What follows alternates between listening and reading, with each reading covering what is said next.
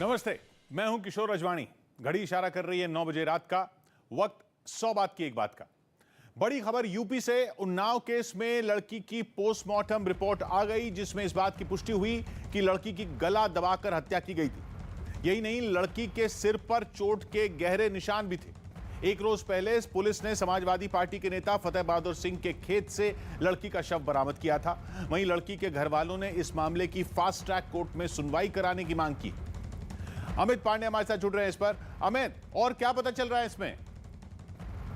जी किशोर, देखिए, दो महत्वपूर्ण डेवलपमेंट हुए हैं उन्नाव के केस में। पहला तो पोस्टमार्टम रिपोर्ट आई है, जिसमें काफी चीजों का खुलासा हुआ है। दरिंदगी की गई थी, इसके अलावा कई निशान पाए गए हैं।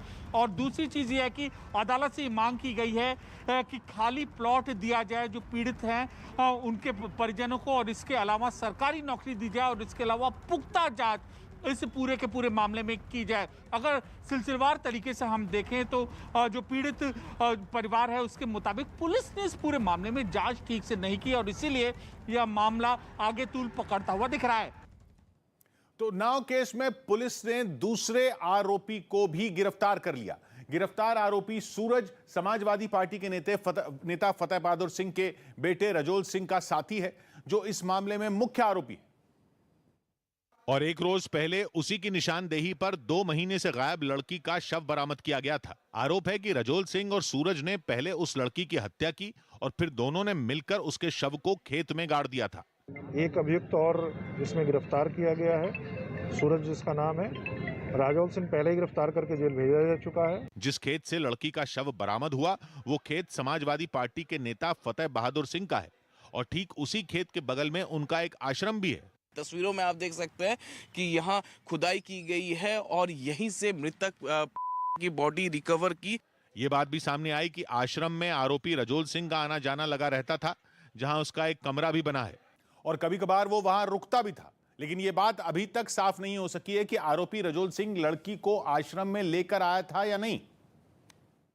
हालांकि पुलिस इस बात की जांच में जुटी है। इस दौरान न्यूज 18 की टीम ने आश्रम के महंत विनोदानंद से रजोल सिंह के बारे में बातचीत की, लेकिन वो कैसा आदमी है इस सवाल के जवाब में उन्होंने कुछ भी कहने से इनकार कर दिया। रजोल की प्रवृत्ति क्या थी, कैसा इंसान था? अब बेटा इन सब चीज़ों पे हमसे प्रश्न नहीं करो, सभी लोग जानते हो, क्या करें। वहीं घर वालों का आरोप है कि उनकी लड़की ने 1 महीने के लिए रजोल सिंह की दुकान में काम किया था, और तभी से वो उसके पीछे पड़ा था और उससे शादी करना चाहता था। मेरी बेटी इसकी दुकान पे 1 महीना काम किया था रजोल सिंह के। किस चीज की दुकान थी रजोल? कपड़े की थी। घर वालों ने यह भी आरोप लगाया कि 8 दिसंबर को रजोल सिंह ने उनकी लड़की को आधे घंटे के लिए बुलाया था, लेकिन इसके बाद से उसका कोई पता नहीं चला। इस दौरान उन्होंने रजोल सिंह को कई बार फोन भी किया, और हर बार उसने लड़की को जल्द घर भेजने की बात कही। लेकिन जब वो घर नहीं लौटी तो उसके घर वालों ने थक हार कर पुलिस में केस दर्ज करा दिया। वहीं 2 महीने से गायब लड़की का शव मिलने से यूपी की सियासत गर्मा गई, और बीजेपी ने इस घटना के बहाने समाजवादी पार्टी के अध्यक्ष अखिलेश यादव को घेर लिया। बेटी का शव बरामद होता है तो मैं पूछना चाहता हूं अखिलेश यादव जी से, क्या यही नई सपा है? बीजेपी के हमले पर समाजवादी पार्टी की तरफ से भी पलटवार किया गया। ये पुलिस की और प्रशासन की खुली छूट थी, जिसकी वजह से कार्रवाई नहीं हुई है। हम परिवार के साथ हैं। तो वहीं कांग्रेस ने इस घटना के बहाने राज्य की कानून व्यवस्था पर सवाल खड़े कर दिए, क्योंकि लड़की 2 महीने से लापता थी और इस दौरान पुलिस उसका पता तक नहीं लगा पाई। हालांकि एक रोज पहले पुलिस ने उसका शव बरामद कर लिया, जिसकी पोस्टमार्टम रिपोर्ट से कई चौंकाने वाली बातें सामने आई, जिसमें यह बताया गया कि लड़की की मौत गला दबाने की वजह से हुई थी। इसके अलावा लड़की की गर्दन की हड्डी भी टूटी हुई मिली, और तो और उसके सिर पर चोट के 2 गहरे निशान पाए गए। पोस्टमार्टम रिपोर्ट से लड़की के साथ मारपीट की भी पुष्टि हुई है। मतलब यह कि हत्या से पहले आरोपियों ने न केवल उसे बुरी तरह पीटा, बल्कि टॉर्चर भी किया था। हालांकि हत्या से पहले लड़की का रेप किया गया था या नहीं, इसका पता लगाने की भी कोशिश की जा रही है, ताकि आरोपियों के खिलाफ मजबूत केस बनाकर उन पर कड़ी कार्रवाई की जा सके। उन्नाव की इस घटना पर केंद्रीय मंत्री अनुराग ठाकुर ने भी आरोपियों पर कड़ी कार्रवाई की मांग की। साथ ही उन्होंने यह भरोसा जताया कि योगी सरकार में किसी भी कीमत पर आरोपियों को बख्शा नहीं जाएगा। 5 वर्षों में जिस तरह से योगी जी ने सरकार चलाई है, गुंडाराज माफिया राज के खिलाफ, और आम जनमानस को न्याय दिलाने का काम किया है, यहाँ पर भी करेंगे। बात की एक बात यह कि इस मामले में 25 जनवरी को पुलिस ने रजौल सिंह को गिरफ्तार कर लिया था। बाद में उसकी निशानदेही पर एक रोज पहले लड़की का शव उसके ही खेत से बरामद किया गया। इस मामले में पुलिस ने दूसरे आरोपी सूरज सिंह को भी गिरफ्तार कर लिया, जिस पर रजौल सिंह के साथ मिलकर लड़की की हत्या का आरोप है। इसी मामले में प्रशासन ने लापरवाही बरतने के आरोप में इलाके के थाना प्रभारी को सस्पेंड कर दिया और अब उनकी जांच की जा रही है। यूपी के कैराना में कार में ईवीएम मिलने पर हंगामा खड़ा हो गया। समाजवादी पार्टी ने इस घटना की जांच की मांग करते हुए मतदान पर ही सवाल उठा दिए। शामली जिले की इस विधानसभा सीट पर एक दिन पहले वोटिंग हुई थी, जहां समाजवादी पार्टी के प्रत्याशी नाहिद हसन की बहन इकरा हसन ने खूब हंगामा किया। उन्होंने अपने समर्थकों के साथ उस कार को घेर लिया और ईवीएम मिलने पर चुनाव पर ही सवाल उठा दिए। हालांकि पुलिस वालों ने उन्हें समझाने की बहुत कोशिश की, लेकिन वो नहीं मानी। ये ब्लॉक है, ये रिजर्व है, उस बात का कैसे एतबार करें? काफी देर तक उस कार के बाहर जुटी भीड़ शोर मचाती रही। बाद में प्रशासन के बड़े अधिकारियों ने हंगामे को शांत कराने के लिए मोर्चा संभाला। वहीं जिले की डीएम ने कार में ईवीएम रखने की वजह भी बताई। कैराना क्षेत्र के जोनल मजिस्ट्रेट की गाड़ी में रखी हुई रिजर्व ईवीएम मशीन जो। लेकिन समाजवादी पार्टी ने ट्वीट के जरिए चुनाव में गड़बड़ी का आरोप लगा दिया। बात की एक बात यह कि जिस गाड़ी से ईवीएम मिली वो प्रशासन की ही थी। खबर है कि वोटिंग के दौरान इस ईवीएम को रिजर्व रखा गया था और चुनाव खत्म होने के बाद उसे मतदान केंद्र से ले जाया जा रहा था। गुरुग्राम में हादसे के बाद बिल्डर के खिलाफ लोगों का गुस्सा फूट पड़ा। वहां एक रोज पहले एक हाउसिंग सोसाइटी की 6ठी मंजिल की छत का एक हिस्सा गिरने से बड़ा हादसा हो गया, जिसमें 2 लोगों की मौत हो गई और सुबह होते होते उस हाउसिंग सोसाइटी के बाहर भारी भीड़ जमा हो गई। वहां हंगामा न हो, इसे देखते हुए फौरन बड़ी संख्या में पुलिस के जवानों को तैनात कर दिया गया। हाउसिंग सोसाइटी के गेट को भी बंद कर दिया गया और वहां पहुंचे मीडिया के लोगों को अंदर जाने से रोक दिया गया। इसके बाद मीडिया कर्मी और वहां खड़े दूसरे लोग लगातार गेट को खुलवाने की कोशिश करते रहे, लेकिन पुलिस वालों ने उन्हें ऐसा नहीं करने दिया। जबकि सोसाइटी के अंदर से भी लोग पुलिस वालों से गुहार लगाते रहे कि उन्हें मीडिया से बात करने दी जाए। एक महिला तो पुलिस कर्मियों से अपनी बात कहते कहते रोने लगी। डेथ हो गई है, उनके हस्बैंड का पैर काट दिया गया है। अब तो सुन लो कोई हमारी। काफी देर तक चले इस हंगामे के बाद आखिरकार मीडिया के लोग अंदर पहुंचे, जिन्हें देखते ही वहां रहने वाले लोगों के सब्र का बांध टूट गया। हादसे से घबराई एक महिला तो फूट फूट कर रोने लगी।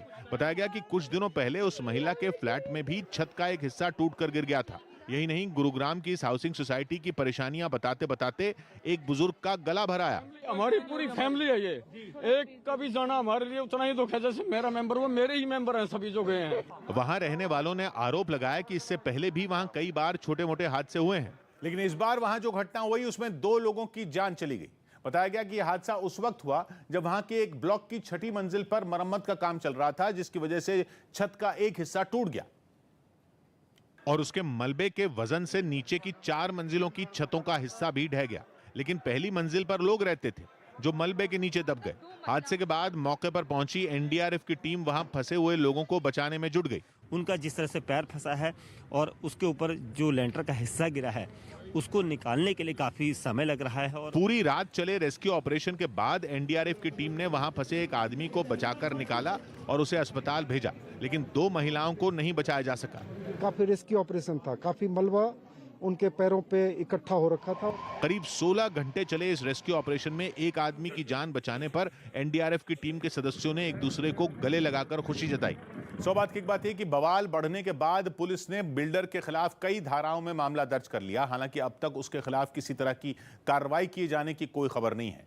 सोसाइटी में रहने वाले लोगों ने आरोप लगाया कि उन्होंने बिल्डर के खिलाफ पहले भी कई बार शिकायतें दर्ज कराई, लेकिन पुलिस ने कोई कदम नहीं उठाया। यूपी के मुरादाबाद में प्रियंका गांधी के रोड शो पर केस दर्ज हो गया। आरोप है कि मुरादाबाद नगर सीट से कांग्रेस उम्मीदवार रिजवान कुरैशी ने उनके लिए डोर टू डोर कैंपेन की मंजूरी ली थी, लेकिन उसके बजाय वहां प्रियंका गांधी का रोड शो निकाला गया, जिसमें लोगों की भारी भीड़ उमड़ी नजर आई। जिसकी जानकारी मिलने पर प्रशासन हरकत में आया और इस रोड शो के लिए कांग्रेस उम्मीदवार के खिलाफ केस दर्ज करवा दिया गया। थाना मोगलपुरा में एक तहरीर दी गई है जिस पर अभियोग पंजीकृत किया जा रहा है। वहीं मुकदमा दर्ज होने से भड़के कांग्रेस उम्मीदवार ने प्रशासन पर सिर्फ विपक्षी पार्टियों पर ही कार्रवाई करने का आरोप लगाया। हम जनसंपर्क कर रहे थे, जनता ने फूलों से स्वागत किया, उसमें हमारा तो कसूर नहीं है। यही नहीं, उन्होंने इस कार्रवाई के लिए बीजेपी को भी निशाने पर लिया और उस पर प्रियंका के रोड शो में उमड़ी भीड़ से घबरा जाने का आरोप लगा दिया। सौभाग्य की बात यह कि पुलिस ने प्रियंका गांधी के रोड शो पर चुनाव आचार संहिता और कोरोना नियमों की अनदेखी के आरोप में केस दर्ज करने का दावा किया, क्योंकि कांग्रेस उम्मीदवार ने डोर टू डोर कैंपेन की मंजूरी ली थी, जिसमें चुनाव आयोग की ओर से 20 लोगों के ही शामिल होने की इजाजत दी गई है। पाकिस्तान की फौज बुरी तरह से फंस गई है। वहां की फौज पर पिछले हफ्ते ही एक बहुत बड़ा हमला हुआ था। वहां के बलूचिस्तान में पाकिस्तान की सेना पर इतना बड़ा हमला हुआ था कि उसमें कई लोगों की मौत हो गई थी, और उस हमले की जिम्मेदारी ली थी BLA यानी बलूचिस्तान लिबरेशन आर्मी ने। लेकिन पाकिस्तान की मुसीबत बढ़ाने वाली खबर यह है कि BLA के साथ 2 और खूंखार संगठन जुड़ गए हैं। दोनों ऐसे संगठन हैं जो पहले से पाकिस्तान के लिए सिरदर्द से कम नहीं है। इनमें एक है इस्लामिक स्टेट खुरासान और दूसरा है तहरीक तालिबान पाकिस्तान। दोनों की सोच में ज्यादा फर्क नहीं है। दोनों का मकसद है शरिया कानून का राज कायम करना। दोनों से जुड़े अधिकारियों की मीटिंग अफगानिस्तान में होने की बात सामने आई। खबर है कि मीटिंग में पाकिस्तान की फौज पर हमले तेज करने पर सहमति बनी। सौभाग्य की बात यह कि तहरीक तालिबान पाकिस्तान के साथ पाकिस्तान की फौज ने सीज फायर पर समझौता किया था, लेकिन वो समझौता भी अब टूट गया है, जिसके पीछे वजह यह है कि TTP की कुछ शर्तों को मानने से पाकिस्तान ने इनकार कर दिया है, जबकि इस्लामिक स्टेट खुरासान अब शरीयत कानून के राज का दायरा अफगानिस्तान से बढ़ाना चाहता है। यही वजह है कि दोनों बलूचिस्तान लिबरेशन आर्मी का साथ देने पर सहमत हुए हैं। उत्तराखंड की रैली में PM ने कांग्रेस पर जोरदार हमला बोला। प्रधानमंत्री मोदी ने उत्तराखंड के अल्मोड़ा में एक रैली की और पिछली कांग्रेस सरकारों पर राज्य की अनदेखी करने का आरोप लगाया। पहाड़ का पानी भी पहाड़ को काम आएगा, पहाड़ की जवानी भी पहाड़ को काम आएगी, उत्तराखंड का भला करेगी। राजकुमार राव और भूमि पेडनेकर की फिल्म बधाई 2 सिनेमा घरों में रिलीज हो गई।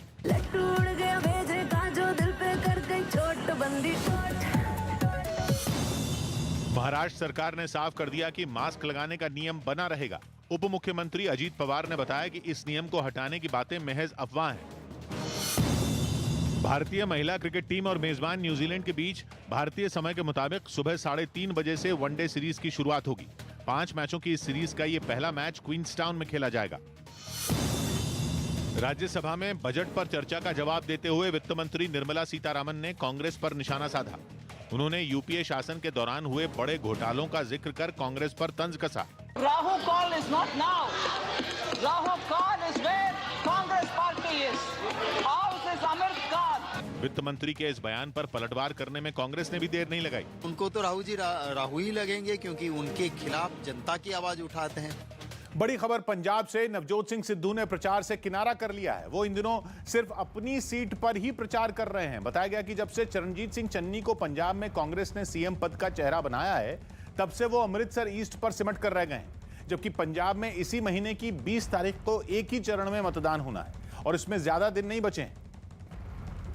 मैंने कहा पिछले दफा 2017 में हेलीकॉप्टर था, पार्लियामेंट में भी हेलीकॉप्टर था। देखिए इस बार क्यों नहीं है? अब ये इस बार क्यों नहीं हेलीकॉप्टर है, ये खोज का विषय है। नीरज हमारे साथ जुड़ रहे हैं। नीरज, ऐसा क्यों हो रहा है? पंजाब विधानसभा चुनाव के अगर प्रचार की बात करें तो हफ्ते भर का वक्त बाकी है, लेकिन पिछले हफ्ते भर से जब से चरणजीत सिंह चन्नी का मुख्यमंत्री चेहरे के लिए कांग्रेस ने चयन किया है, उसके बाद से नवजोत सिंह सिद्धू अमृतसर पूर्व से बाहर नहीं निकले हैं। दूसरी 1-2 अमृतसर की सीटों पे गए जरूर हैं, लेकिन बड़ा चुनाव प्रचार उन्होंने नहीं किया है। पंजाब की दूसरी विधानसभा सीटों पर अब तक वो नहीं गए हैं पिछले हफ्ते भर में। और आज ही जब इस बारे में उनसे सवाल पूछा गया तो उनका जवाब था कि पार्टी ने एक नेता चुना है और वो चुनाव प्रचार कर, यानी चरणजीत सिंह चन्नी चुनाव प्रचार कर रहे हैं। जी, पंजाब में प्रचार से सिद्धू ने किनारा कर लिया है। चरणजीत सिंह चन्नी को CM के चेहरे के तौर पर चुने जाने के बाद से ही सिद्धू ने अमृतसर ईस्ट से बाहर की किसी सीट पर प्रचार नहीं किया, जबकि करीब एक हफ्ते से सिद्धू अपनी सीट अमृतसर ईस्ट पर लगातार प्रचार कर रहे हैं, जहां विक्रम सिंह मजीठिया उन्हें चुनौती दे रहे हैं। नवजोत सिंह सिद्धू के मुताबिक इस वक्त उनका पूरा फोकस सिर्फ अपनी सीट पर है, लेकिन जब उनसे पंजाब की बाकी सीटों पर प्रचार करने के बारे में पूछा गया तो उन्होंने चरणजीत सिंह चन्नी की तरफ इशारा कर दिया। एक लीडर पार्टी तय कर दी है, वो जा रहा है, बड़ा वधिया जा रहा है। हालांकि पंजाब में प्रचार से किनारा करने वाले सिद्धू ये याद दिलाने से नहीं चूके कि वो पंजाब कांग्रेस के अध्यक्ष हैं और पार्टी अगर अध्यक्ष के तौर पर उन्हें प्रचार करने के लिए कहेगी तो वो 5 से 7 सीटों पर प्रचार कर देंगे। वहीं सिद्धू की पत्नी नवजोत कौर भी अमृतसर ईस्ट सीट पर उनके लिए प्रचार में जुटी हैं। लेकिन सिद्धू के पंजाब की दूसरी सीटों पर प्रचार करने के सवाल के जवाब में उनकी जबान पर भी चन्नी का ही नाम आया। हमारे पास तो वो चॉपर भी नहीं है। जो सीएम साहब हैं उनकी तो ड्यूटी बनती है, उनकी अपनी सीट वैसी सेफ होगी क्योंकि वो सीएम कैंडिडेट है। वैसे सिद्धू ने यह दावा जरूर किया कि अपनी सीट पर प्रचार करने से पहले ही उन्होंने पंजाब की 40 से ज्यादा सीटों पर प्रचार कर लिया था। सौभाग्य की बात है कि 6 फरवरी को राहुल गांधी ने लुधियाना में ऐलान किया था कि चरणजीत सिंह चन्नी पंजाब में सीएम का चेहरा होंगे। इसके बाद से ही सिद्धू अपनी सीट से बाहर चुनाव प्रचार के लिए नहीं गए, जबकि 2017 में हुए चुनावों में उन्होंने 54 विधानसभा सीटों पर प्रचार किया था, जिनमें कांग्रेस ने 52 पर जीत दर्ज की थी। बीजेपी नेता की धमकी का वीडियो वायरल हो गया।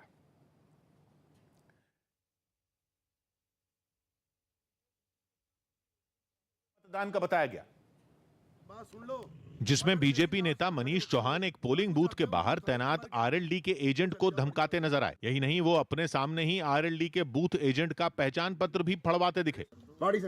एजेंट तो गई भाड़ में, मुझे वोट भी चाहता रही। बीजेपी नेता की धमकी का ये वीडियो सोशल मीडिया पर खूब वायरल हो गया, जिस पर प्रशासन ने जांच के बाद कार्रवाई का भरोसा दिया। वीडियो में जो है उसके अनुसार जो है नियमानुसार कार्रवाई जो है वो करी जाएगी। वहीं धमकी के इस वीडियो के बहाने आरएलडी ने बीजेपी नेताओं पर वोटिंग में धांधली करने और मतदाताओं को धमकाने का आरोप लगा दिया। सौभाग्य की बात है कि वायरल वीडियो में दिख रहे बीजेपी नेता मनीष चौहान शामली के जिला पंचायत अध्यक्ष रह चुके हैं और 2019 में लोकसभा चुनाव से पहले वो समाजवादी पार्टी का दामन छोड़कर बीजेपी में शामिल हुए थे। चुनाव प्रचार के दौरान समाजवादी पार्टी के उम्मीदवार डांस करने लगे। वोटरों को लुभाने के लिए डांस करने वाले प्रत्याशी का नाम मुखिया गुर्जर है, जो यूपी के अमरोहा जिले की हसनपुर विधानसभा सीट से चुनावी मैदान में। और जब वो चुनाव प्रचार के लिए लोगों के बीच पहुंचे तो एक बार फिर डांस करने लगे। समाजवादी पार्टी के उम्मीदवार मुखिया गुर्जर अपने इसी अंदाज के लिए लोगों के बीच जाने जाते हैं, जिनके कई वीडियो भी सोशल मीडिया पर वायरल हैं। उत्तर प्रदेश विधानसभा चुनाव की तस्वीरें एक आपको हम दिखाते हैं कि चुनाव प्रचार के दौरान बीच बीच में वो डांस भी समर्थकों के साथ में करने लगते हैं। मुखिया गुर्जर ने अपने समर्थकों के साथ वहां के कई गांवों में प्रचार किया और लोगों से समाजवादी पार्टी को वोट देने की अपील की। इस दौरान न्यूज 18 की टीम ने उनसे बातचीत की, जिसमें उन्होंने राज्य के मुख्यमंत्री योगी आदित्यनाथ पर तीखा प्रहार किया। और ये ठोका टिप्पणी की बात करता रोज, आके दिखाना, किसी को ठोक के दिखाना, अब हमारी है वापिस यहाँ दादागिरी निकाल देंगे इनकी।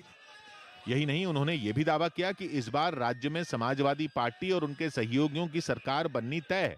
सौभाग्य की बात है कि समाजवादी पार्टी में शामिल होने से पहले मुखिया गुर्जर 14 साल तक बीजेपी में रहे, लेकिन चुनाव से ठीक पहले उन्होंने पाला बदल लिया। जिस हसनपुर सीट से मुखिया गुर्जर एसपी उम्मीदवार हैं, उसी सीट से बीजेपी ने महेंद्र खड़गवंशी को उम्मीदवार बनाया है, जो सीट से मौजूदा विधायक भी हैं। लेकिन कुछ रोज पहले मुखिया गुर्जर ने उन पर एक विवादास्पद बयान दे दिया था। उस बयान में उन्होंने पुलिस प्रशासन को भी धमकी दे दी थी, जिसके बाद उन पर केस दर्ज कर लिया गया था। केजरीवाल की पत्नी ने भगवंत मान के लिए प्रचार किया। दिल्ली के सीएम अरविंद केजरीवाल की पत्नी सुनीता केजरीवाल और उनकी बेटी हर्षिता ने पंजाब के धुरी में भगवंत मान के लिए चुनाव प्रचार किया। भगवंत मान इसी विधानसभा सीट से चुनाव लड़ रहे हैं और पार्टी ने उन्हें अपना सीएम उम्मीदवार बनाया है। हम भगवंत मान के लिए वोट मांगने आए हैं, लेकिन मुझे लग रहा है महिला पहले ही अपना मन बना चुकी है कि उनको वोट तो भगवंत मान को ही देना है। यूरोप के देश इटली में कई लोगों ने बिजली के दाम बढ़ाए जाने का विरोध किया और रोम समेत कई शहरों में कुछ घंटे लाइट बंद रखकर अपनी नाराजगी जताई। दीपिका पादुकोण और सिद्धांत चतुर्वेदी की फिल्म गहराइयां ऑनलाइन रिलीज कर दी गई। बेसबर बेसबर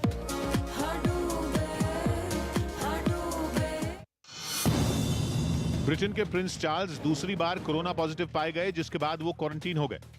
बड़ी खबर हिजाब विवाद पर, जिसके तूल पकड़ने के बाद यूनिफॉर्म सिविल कोड की मांग उठने लगी।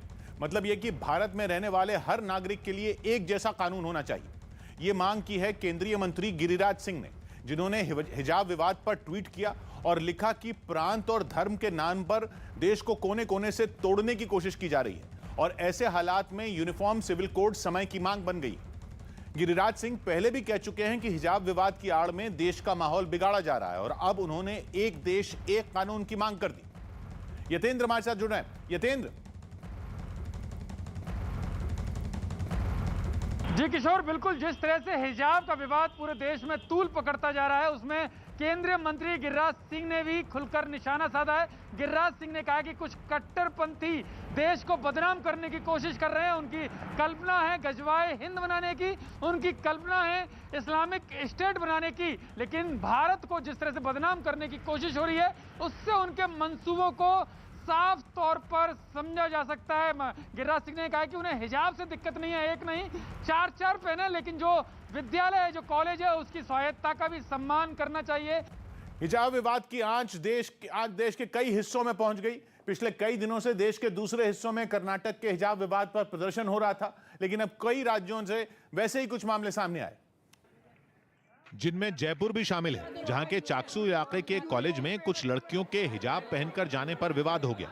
ये लड़कियां जैसे ही कैंपस में दाखिल हुईं, उन्हें ये बोलकर रोक दिया गया कि वो यूनिफॉर्म में नहीं है, जिसके बाद वो लड़कियां और उनके साथ खड़े कुछ लोग बहस करने लगे। अरे तो रोका क्यों है? यूनिफॉर्म तो पहन रखी है मैडम। देखते ही देखते बात स्कूल मैनेजमेंट तक पहुंच गई और हिजाब में आई लड़कियों के घर वालों की स्कूल प्रबंधन से कहासुनी हो गई, क्योंकि स्कूल मैनेजमेंट यूनिफॉर्म के नियम पर सख्ती करने के मूड में दिखा। हिजाब पहन रखे यूनिफॉर्म के अंदर है वो, तो बिना यूनिफॉर्म में आई है वो हिजाब। विवाद बढ़ा तो पुलिस पहुंची और उसने मामला शांत करवाया और हिजाब में आई लड़कियों की स्कूल में एंट्री हो गई। कुछ ऐसा ही विवाद यूपी के जौनपुर से सामने आया, जहां मुस्लिम समुदाय की एक लड़की ने स्कूल के एक शिक्षक पर उसका अपमान करने का आरोप लगाया और इसकी वजह उसका हिजाब पहनना बताया। लड़की ने आरोप लगाया कि शिक्षक ने उसे अपशब्द कहे और हिजाब पहनने की वजह से उसे क्लास से बाहर निकाल दिया। और उन्होंने कहा हिजाब लगाने वाली लड़कियों का अधिकार नहीं है क्लास करने का। तुरंत हमें क्लास से बाहर निकाल दिया। मामले ने तूल पकड़ा तो स्कूल मैनेजमेंट ने जांच शुरू कर दी। देखता हूं, पकड़ की जांच करता हूं, फिर आगे जो उचित होगा कार्रवाई की जाएगी। जांच तो शुरू हो गई, लेकिन स्कूल प्रशासन ने साफ कर दिया कि लड़की की ओर से इस पर कोई लिखित शिकायत नहीं की गई है। स्कूल और कॉलेज में हिजाब पहनने से जुड़ा विवाद कर्नाटक से शुरू हुआ था, जिसके बाद रोजाना देश के कई हिस्सों में प्रदर्शन हो रहे हैं। प्रदर्शन वाली जगहों में जम्मू कश्मीर भी शामिल हो गया, जहां के कुछ इलाकों में स्कूल में हिजाब पहनने के समर्थन और विरोध में प्रदर्शन हुआ। कठुआ में कुछ लोगों ने छात्राओं को हिजाब पहनने से रोकने पर नाराजगी जताई और रैली निकाली। टीचर्स अंदर नहीं जा रहे हैं बच्चों को लेने के लिए कि वो कह रहे हैं कि आपने हिजाब लगाया है। अब क्या बोलेंगे? कल को बोलेंगे सरदारों ने पगड़ी क्यों लगाई। कठुआ में हिजाब के विरोध में भी एक प्रदर्शन हुआ और बजरंग दल के लोग सड़कों पर बैठ गए। तो वहीं जम्मू में डोगरा फ्रंट ने प्रदर्शन किया। इन लोगों ने बड़े बड़े पोस्टर लेकर नारे लगाए, जिन पर लिखा दिखा हिजाब या किताब। हिजाब विवाद पर देश के अलग अलग हिस्सों में प्रदर्शन के साथ साथ जबानी जंग भी तेज हो गई और हिजाब विवाद के पक्ष और विरोध में बयान आते रहे। केरल के राज्यपाल आरिफ मोहम्मद खान ने भी इस मुद्दे पर अपनी राय बताई। मेरा सवाल ये कि आप और न्यूज 18 से बात करते हुए हिजाब विवाद पर बेबाकी से अपनी बात रखी। उन्होंने दो टूक कहा कि किसी भी संस्था में पढ़ने वालों को वहां के नियम मानने ही चाहिए। आप जब किसी संस्था का हिस्सा बनते हैं तो उस संस्था का अनुशासन आपको स्वीकार करना पड़ेगा। अगर आप उसको स्वीकार नहीं करते, आप किसी और संस्था में चले जाइए। यही नहीं, उन्होंने ये भी बताया कि कुरान में हिजाब को महिलाओं के पहनावे का हिस्सा नहीं माना गया है। धर्म से उसका कोई ताल्लुक नहीं है। हिजाब शब्द का प्रयोग महिलाओं के ड्रेस के संदर्भ में कहीं हुआ ही नहीं है। आरिफ मोहम्मद खान 3 तलाक का भी खुलकर विरोध करते रहे हैं और जब केंद्र सरकार ने इसके खिलाफ कानून बनाया था तो उन्होंने सरकार की तारीफ की थी। वो हिजाब विवाद पर भी बेखौफ होकर बोले। कुरान की तालीम और उन्होंने साफ साफ कहा कि हिजाब या बुर्के से महिलाओं की पहचान दबती है। लेकिन आरिफ मोहम्मद खान के हिजाब के विरोध में बोलते ही कई मुस्लिम धर्मगुरु भड़क गए। उनकी तो कोई हैसियत नहीं है मुस्लिम समाज में किसी कानून की जो है व्याख्या करने की। वो तो एक आम सियासी लीडर हैं। कांग्रेस नेता राशिद अल्वी भी खुलकर उनके खिलाफ सामने आए। अगर कुरान पाक उन्होंने पढ़ा होता तो उन्हें मालूम होता कि हिजाब इस्लाम का जरूरी हिस्सा है। मुस्लिम समुदाय की कुछ लड़कियों ने भी आरिफ मोहम्मद खान के बयान को गलत बताया। कुरान करीम में ये कहा गया है कि मतलब तुम अपने ऊपर ऐसी चादर डाल लो जिससे तुम पहचानी न जाओ, तो इसमें हिजाब का हुक्म दिया गया है। कर्नाटक का हिजाब विवाद हाई कोर्ट में है और 14 फरवरी को इस पर अगली सुनवाई होगी। तब तक के लिए अदालत ने स्कूलों में किसी भी तरह के धार्मिक कपड़ों पर रोक लगा दी है। हालांकि अदालत ने साफ कर दिया था कि यह आदेश सिर्फ उन संस्थानों पर लागू होगा जहां कॉलेज की ओर से यूनिफॉर्म तय की गई है। मतलब जिस स्कूल या कॉलेज में यूनिफॉर्म नहीं है वहां छात्र अपने हिसाब से कपड़े पहनकर जा सकते हैं। एक तरफ यह मामला कर्नाटक हाई कोर्ट में है तो वहीं दूसरी ओर कुछ और छात्राएं सुप्रीम कोर्ट पहुंच गईं। एक दिन पहले हुई सुनवाई में इन छात्राओं को कर्नाटक हाई कोर्ट से कोई अंतरिम राहत नहीं मिली थी, यानी कि फिलहाल उनके स्कूल में हिजाब पहनने पर रोक लगा दी गई थी और इसी के विरोध में सुप्रीम कोर्ट में याचिका दाखिल की गई, जिसमें मांग की गई कि जब तक कोई फैसला नहीं आता तब तक उन्हें स्कूल कैंपस में हिजाब पहनने की इजाजत दी जाए। लेकिन सुप्रीम कोर्ट ने इस मामले पर सुनवाई की कोई तारीख नहीं दी। मुख्य न्यायाधीश ने साफ साफ कह दिया कि वो सही वक्त पर इस मामले को सुनेंगे। साथ ही उन्होंने यह भी बोल दिया कि इस मामले को ज्यादा बढ़ाया न जाए। वहीं हिजाब विवाद में अभिनेत्री सोनम कपूर भी कूद पड़ी। उन्होंने सोशल मीडिया पर एक पोस्ट शेयर की जिसमें केवल एक फोटो थी, लेकिन ये एक फोटो बहुत कुछ कहती नजर आई। सोनम कपूर ने जो तस्वीर शेयर की उसमें एक तरफ पगड़ी बांधे एक शख्स और दूसरी तरफ हिजाब पहने एक महिला दिखी। पगड़ी बांधे शख्स की तस्वीर के ऊपर लिखा था कि यह पहनना एक चॉइस हो सकती है, जबकि महिला की तस्वीर के ऊपर लिखी लाइनों के जरिए सवाल पूछा गया कि यह पहनना चॉइस नहीं हो सकती। सोनम ने अपनी इस पोस्ट में कुछ और नहीं लिखा, लेकिन इस एक तस्वीर को शेयर करके वो हिजाब विवाद में कूद पड़ी, जिसके बाद बीजेपी ने उन्हें खरी खरी सुना दी। पार्टी नेता मनजिंदर सिंह सिरसा तो इतना भड़के कि उन्होंने उन्हें सलाह दे डाली कि वो अपने काम से काम रखें। तुम्हारा काम कलाकार वाला है, तुम अपना कलाकार का काम करो, लेकिन ऐसे मसलों के अंदर जो बड़े सेंसिटिव इश्यू होते हैं उनके अंदर तुम्हारी दखलंदाजी ऐसा समझा दिखाती है जैसे तुम किसी पर्टिकुलर पार्टी के एजेंडे पे काम कर रहे हो। सोनम कपूर से पहले जावेद अख्तर और कंगना रनौत जैसी मशहूर हस्तियां भी हिजाब विवाद पर बोल चुकी हैं। सौभाग्य की बात यह कि एक दिन पहले सुप्रीम कोर्ट से मांग की गई थी कि वो इस विवाद पर सुनवाई करे, लेकिन उसने हाई कोर्ट की सुनवाई का इंतजार किया, जिसके बाद दूसरे दिन भी सुप्रीम कोर्ट से सुनवाई करने की मांग की गई, लेकिन अदालत ने वक्त नहीं दिया। जबकि कर्नाटक हाई कोर्ट बोल चुकी है कि वो जल्द से जल्द ये विवाद सुलझाने की कोशिश करेगी और तब तक छात्र न हिजाब और न ही भगवा गमछा पहनकर स्कूल में दाखिल हो पाएंगे। यूपी की चुनावी रैलियों में पहले चरण के मतदान की गूंज सुनाई पड़ी। प्रधानमंत्री नरेंद्र मोदी और अखिलेश यादव दोनों ने अपनी रैलियों में इस बात का जिक्र किया और कासगंज में चुनाव प्रचार करने पहुंचे पीएम ने दावा किया कि पहले चरण के मतदान में बीजेपी को खूब वोट मिले। यूपी को सुरक्षित रखने के लिए, यूपी के विकास के लिए भारी मात्रा में कमल को वोट दिया है। वहीं रामपुर की जनसभा में अखिलेश यादव भी पहले चरण की वोटिंग का जिक्र करने से नहीं चूके। पहले चरण की जनता ने 10 फरवरी को ही अपना परिणाम सुना दिया है। इसके साथ ही अखिलेश यादव ने बाकी के चरणों में भी इसी तरह अपनी पार्टी को समर्थन मिलने की बात कही। सौभाग्य की बात यह कि राज्य में पहले चरण में 11 जिलों की 58 विधानसभा सीटों पर करीब 60% मतदान हुआ। हालांकि पिछले चुनाव के मुकाबले इस बार इन सीटों पर कम वोटिंग हुई। पिछली बार इन जिलों में करीब 65% मतदान हुआ था। ममता बनर्जी के भतीजे पर गोवा के सीएम ने हमला बोल दिया। एक दिन पहले ममता के भतीजे अभिषेक बनर्जी ने गोवा की एक रैली में वोटरों से बीजेपी से पैसे लेकर टीएमसी को वोट देने की अपील की थी और उनके इसी बयान पर गोवा के मुख्यमंत्री प्रमोद सावंत ने उन पर जोरदार हमला बोला। टीएमसी को आदत है, हमें आदत नहीं है। लोगों का विश्वास हमारे ऊपर है और जो काम हमने यहाँ पे किया है उसका फायदा भारतीय जनता पार्टी को मिलेगा। इससे पहले नॉर्थ गोवा में एक रैली के दौरान अभिषेक बनर्जी ने बीजेपी से पैसे लेकर टीएमसी को वोट देने वाला विवादास्पद बयान दिया था। कमल से पैसा लेना और दोनों फूलों का बटन दबाना। इसी रैली में अभिषेक ने बीजेपी पर सरकारी एजेंसियों का गलत इस्तेमाल करने और उनके जरिए उन्हें परेशान किए जाने का आरोप भी लगाया था। सौभाग्य की बात है कि गोवा में चुनाव प्रचार की कमान ममता बनर्जी ने अपने भतीजे अभिषेक बनर्जी को ही दे रखी है। वहां उनकी पार्टी एमजीपी यानी महाराष्ट्रवादी गोमांतक पार्टी के साथ गठबंधन में लड़ रही है। कुल 40 सीटों में 26 पर टीएमसी ने तो 13 पर एमजीपी ने अपने उम्मीदवार उतारे, जबकि पणजी की सीट इस गठबंधन ने छोड़ रखी है। फिल्म शमशेरा का टीजर जारी हो गया। रणबीर कपूर, संजय दत्त और वाणी कपूर की फिल्म शमशेरा का टीजर जारी कर दिया गया। यह फिल्म 22 जुलाई को रिलीज होगी। उत्तराखंड के गंगोत्री में रिटायर्ड कर्नल अजय कोठियाल ने आम आदमी पार्टी का घोषणा पत्र जारी किया। अजय कोठियाल राज्य में आम आदमी पार्टी के सीएम उम्मीदवार भी हैं। आप हकदार हो मेरा गला पकड़ने के। अगर इसमें से, इस मैनिफेस्टो में से किसी भी मुद्दे को मैं नहीं करते हुए दिखाई दिया। अफ्रीकी देश सूडान की राजधानी खर्तूम में कई लोगों ने सेना के शासन के खिलाफ फिर प्रदर्शन किया। पिछले साल वहां सेना ने तख्ता पलट कर दिया था।